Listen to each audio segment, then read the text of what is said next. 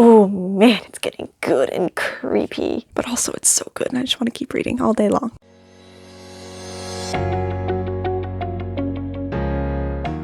Hi friends, my name is Pam and welcome back to my bookshelf. And today I'm kicking off the start of a reading vlog, which will be my first ever reading vlog, and it's going to be for a very special book. I'm finally going to start reading The Project by Courtney Summers. I've been so excited to read this ever since I heard it was coming out. And oh, this final copy is just beautiful. And The Project and Sadie just look so beautiful together. I'm excited to finally read this. All I know is that it's about sisters and a cult. So one sister went off into this cult and left the other one behind. And then that sister is like, I'm going to go save my sister from the cult. This book excels in graphic design. This cover is stunning. Underneath the dust jacket, there's this beautiful embossed sentence, "There is no flaw in you," which is so ominous, very cultish. The end pages are this beautiful red with distorted TV static black splotches and the sentence, "You've been chosen," which is also very cultish. And I noticed this when I flipped through, I think it's the same font as Sadie, which I just like, I don't know, I think that's a fun thing. Hey, editing Pam here. My camera stopped recording for some reason. I don't know what happened. Oh well. I also wanted to insert this little intermediate clip to explain the structure of this reading vlog. So this first part, after this clip, will be my non-spoilery reactions throughout reading The Project. And between these two timestamps will be my spoiler section of just like specific details of like what happens. So avoid this section of the video if you have not read The Project. These timestamps will also be in the description. But go to this later timestamp if you want to hear my non-spoiler review, which will be the conclusion to this reading vlog. All right, on to the reading. Okay, so I just finished the prologue of The Project. And I already have 2 sticky notes in here and some thoughts. The prologue was really good. So this book is about 2 sisters, and the prologue is basically the older sister visiting her newborn baby sister in the hospital, because that's where most babies are born. It's just showing the connection, that bond that they're going to have throughout their life. I'm excited to read more, although I made the mistake of, when I was reading the prologue, I just happened to flip to the front and I read the description in the dust jacket, and I wish I hadn't done that. I don't know why. It just kind of not turned me off, but it's not spoiled things either, but it feels like it's told me too much. I wish I could have experienced the things that were in that description just throughout the story itself. But yeah, we're on to, the chapters aren't numbered, it just shows a year, so we're gonna jump forward in time, which is fun. I wonder if we'll jump back in time too. Probably, because you're gonna have to show these sisters growing up together to show their bond, because they're separated in the present. Very excited. Ooh, got chills. Already just from this prologue, I'm getting how much these sisters are going to be close, and they're going to love and care for each other. At least that's what I hope. I am a sister myself. I have a younger brother, but I don't have a biological sister of my own. But my boyfriend has a younger sister, and she and I are quite close, and I would call her my sister. She is my sister because we're that close, and you could say she's my sister-in-law because she's my boyfriend's sister, but we consider each other sisters. So it's going to be interesting to see how our relationship between her and I will compare to these 2 biological sisters. Okay, I think that's enough for my first little update clip. I'm enjoying it, and I'm going to get back to reading. Okay, so it turns out there were 2 parts to the prologue, and now I finished both parts, so I've truly finished the prologue and I'm on to part 1. Ooh, this is exciting. I have just one little more thing I want to say before I get too much more into this. In a newsletter, Courtney Summers shared that there's a little hint to Sadie somewhere in the project. I love Sadie very much, so I'm very much hoping I'm keen-eyed and reading attentively to find this little hint to Sadie. So I will let you know if I find it. I really hope I do. But if I don't find it, I'm going to be upset and I'm going to scour either the book or the internet to find it because I want to know what this little hint is. I'm excited though. Oh, it's going to be fun because I wonder if it's just going to be a throwaway line that alludes to Sadie, or if it's going to be like some kind of imagery from Sadie. Oh, I'm excited. Ooh. All right, on to part 1. Excited. Okay, so I've made it to page 38 in the project, and I'm loving it. Oh, it's so creepy and good in that Courtney Summers way. I've only read Sadie and Cracked Up to Be from Courtney Summers, and I really, really, really loved Sadie. Cracked Up to Be I also enjoyed, but not as much as Sadie. This is looking to be really good, though. So you know how they say there's a slow burn in romance is when like the characters slowly get to know each other and slowly fall in love? We're getting a slow burn of information, and I'm realizing I really like that. Just, it's not an info dump, it's not flashbacks, and it's not stuff like that where like you get information and then plot, information, plot. It's just the slow trickle of information of past, present, and whatever might the future hold. I just still love this cover so much. It's so good. I've got several sticky notes already and my magnetic bookmark at the top there, so lots of sticky notes. So yeah, I'm really enjoying it so far. It's going to be really fun, I think, because that's Courtney Summers' way, and I'm excited to be devastated by the end. And it's fun experimenting with making a vlog. Hi. Oh, that's going to be really distracting having my multicolor changing LED lights. So let's pick a color. Red for the project? Oh, that is terrifying. Usually at night I go for like an orangey color to not be so blue. That looks so funny. Let's go with orange. And then that like kind of mimics natural-ish lighting. Not really, but can I look less soulless? I think I need to turn another light on. Instantly better. My room is terribly lit, if anyone didn't know that. Anyway, okay. So I just got back from a lovely supper with my family, and I finished part 1 of the project, and I wanted to update my feelings. I'm really enjoying it. I don't want to keep saying that, though. I want to actually talk about what I'm enjoying. I'm really enjoying the characters, that's for sure. Courtney Summers is wonderful at creating such raw, angry characters. Oh my goodness. I remember when I was first hearing about the project, I knew about 2 sisters, and obviously if you have 2 sisters, unless they're twins, there's an older one and a younger one, and even with twins there's usually yeah. Anyway, so I knew that they were sisters. One joins a cult and the other one is going to hopefully save the other one from this cult, but I didn't know like whether the older one went to the cult or the younger one went to the cult, who was who. But now I know more about the relationship dynamic and I'm so intrigued. But I really like Lo as a character. I'll do some spoilery thoughts after. I'm trying to think of things I enjoyed that I can tell you that I enjoy. So yes, I'm really enjoying Lo. I've put in several sticky notes now. I've put over 10 sticky notes already in here. I'm having so much fun annotating this because it's either I'll like underline a line and then add a sticky note, or I'll underline a line and put a comment like, ooh, so good. I'm really enjoying this. This book is really good, and this lighting is actually really good for this book. The black looks so dark in contrast with everything else. Courtney Summers has said that this book, although it's about cults, it's also about how people think, oh, that won't happen to me. I won't get sucked into a cult. But it can happen to anyone because some cults are run by very manipulative people.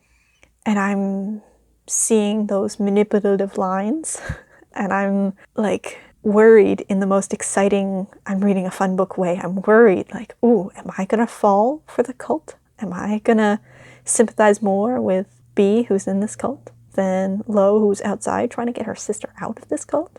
Am I going to sympathize more with the leader of this cult, Lev? Or am I going to always side with Lo? So exciting. Anyway, I'm on to part 2, and I'm so excited. I'm so happy and that I'm enjoying it. Because there's always this thing, there's always a possibility of starting a book and then having it turn out not be good. Oh my god. Okay, I'm at page 112 of the project.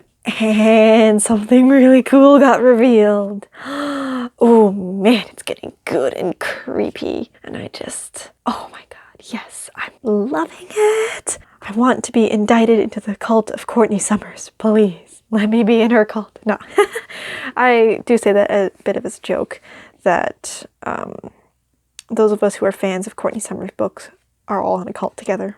But kind of, yeah. But I love this so much already. I'm just under halfway. Oh my god, it's so good. It's so good. Yes, so I'm really enjoying Lo as a character so much. Oh, and I'm also enjoying getting to know Lev Warren, the leader of the fictional cult, because it's so fun to see Lo's perspective as someone who lost her sister to this cult, but also hear Lev Warren's words where he's defending his cult.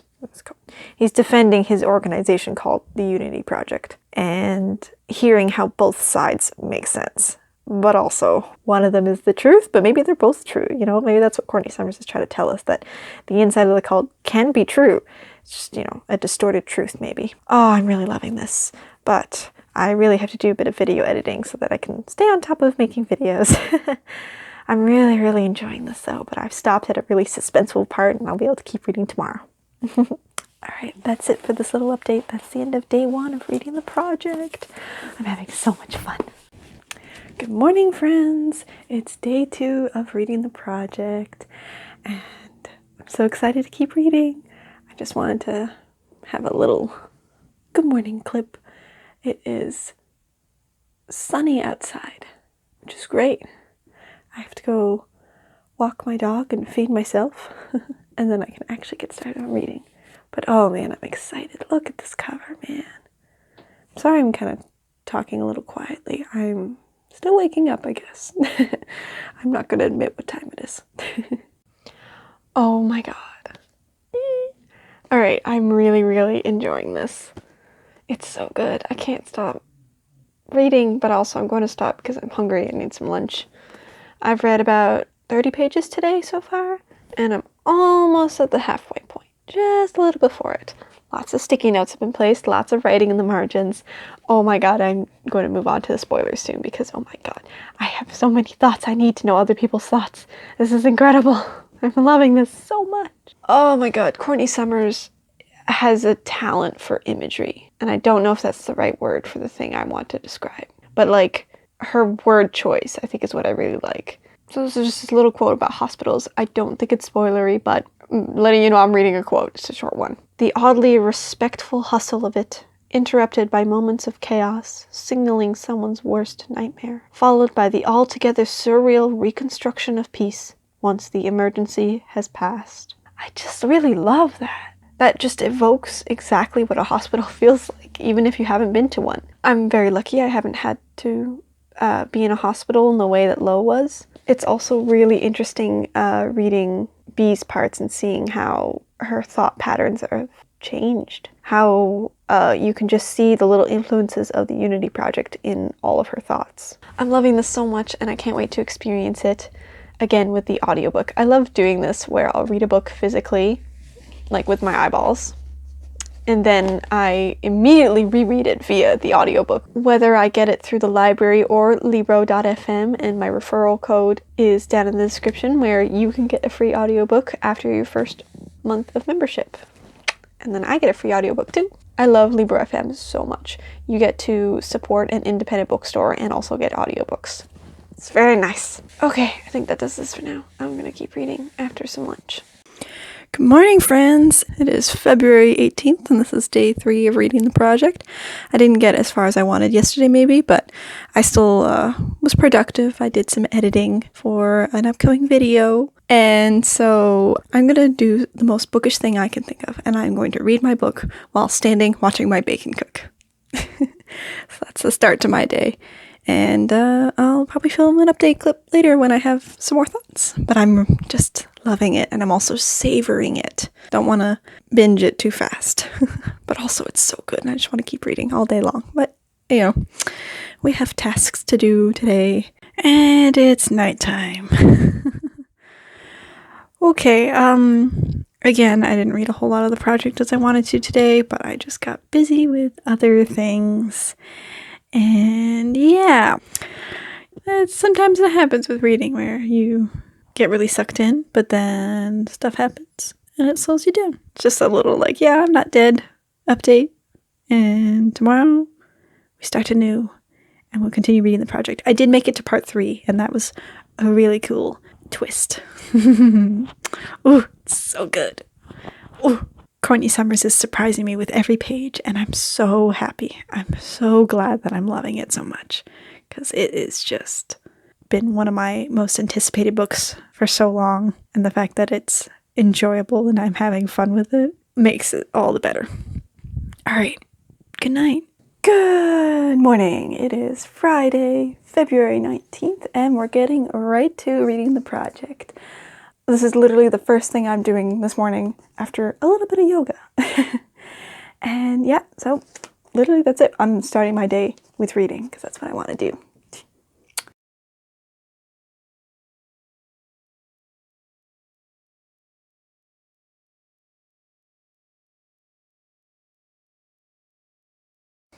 I think to indicate to myself in editing and to viewers, I'm going to hold up my white gel pen when I talk about spoilery things. There you go. If you see this white pen, I'm going to spoil things. And I'm going to consider everything spoilery so that people can go into this book knowing as little as possible, if that's what they want, which I'm already recommending just after reading the prologue. Yes, go into this knowing as little as possible. So I have 2 quotes I want to share because oh my god, already, Courtney Summers, dang. I want to share the 2 things I put sticky notes with, so there's the pen. Having a sister, Mom says, is a place only the 2 of them will share, made of secrets they never have to say aloud. But if they did, it would be in a language only the 2 of them could speak. Having a sister is a promise no one but the 2 of you can make, and no one but the 2 of you can break. That's page 5! My sticky note says, damn, Courtney Summers already hitting me in the feels on page 5. Wow, and then my next sticky note is the end of the prologue. Bee, who's the older sister, her father has just asked if she'd like to name her new baby sister. Bee wonders for a long time if she wants to, when suddenly a name finds her like lightning, in a voice that isn't her own, as if it came from that place her mother just told her about, spun of secrets yet to be shared. The beginning of a language only the 2 of them can speak. A promise. Wow.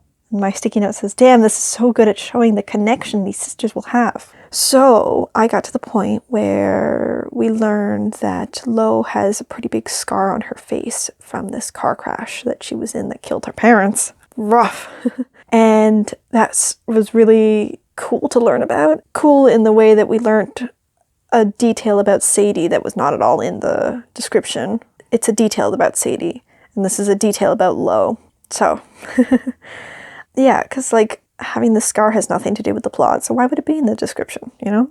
Like, if she was in such a horrific accident, she can't come out unscathed. So, okay, Lev Warren is so creepy, but, like, really cool, but creepy. And, oh, I've just been writing creepy in the margins and on my sticky notes so much. But I'm at the point where Lev Warren has just announced to Lo that Bee is no longer a member. What does that mean?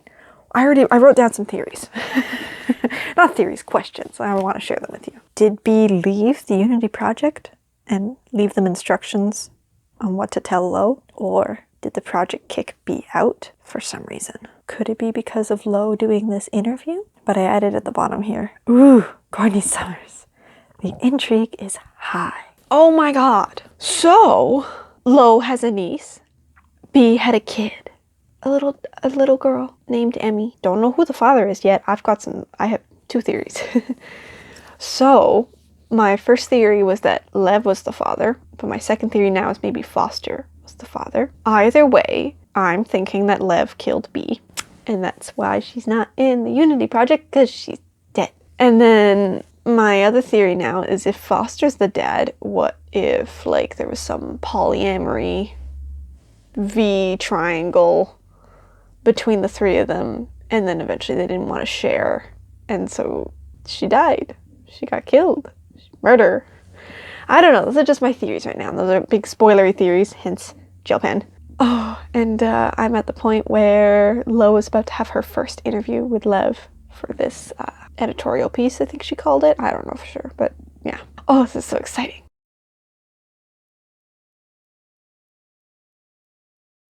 I did it!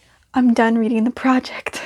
So I didn't vlog reading the end of the project because it was the weekend, I was spending some time with my boyfriend, and I had a shift at work on the Saturday that I finished it. I finished this in 4 days because I wanted to savor every page. But I could have easily read this in 1 day if I had nothing else going on in my life, which I don't. How do I even form my thoughts on this? All the hype about this book is that Courtney Summers will destroy you. And it's true, this book destroyed me. This is about sisters. They lost each other. They were close, but at the heart, this book is about sisters trying to come together again. Courtney Summers nails writing unlikable main characters. There were times I was rooting for Lo, and there were times I hated everything she was doing. And yet I kept reading. I finished reading this book with my boyfriend in the room, and he can attest to me gasping and yelling "no" about 100 times during the last 50 pages or so of this book. You need to read this if you like psychological thrillers, every heartbreaking moment of Sadie, and stories about deeply flawed characters. This book is 5 stars for me, just like Sadie, but I think Sadie is still my favorite Courtney Summers book. I had a great time making this reading vlog. Even if I didn't film my actual final moments with the project, it still deeply impacted me. People online have said they cried at the end of this book, and I didn't cry, but I was very close to tears. And I feel like the audiobook would probably make me cry. Speaking of the audiobook, I'm gonna buy it and read it as soon as I can fit it in my reading schedule. If you made it this far into the video, wow, thank you. Like and subscribe for more bookish content, and comment down below a book that has wrecked you. For me, that would absolutely be Sadie by Courtney Summers. Have a great day. Happy reading. Bye.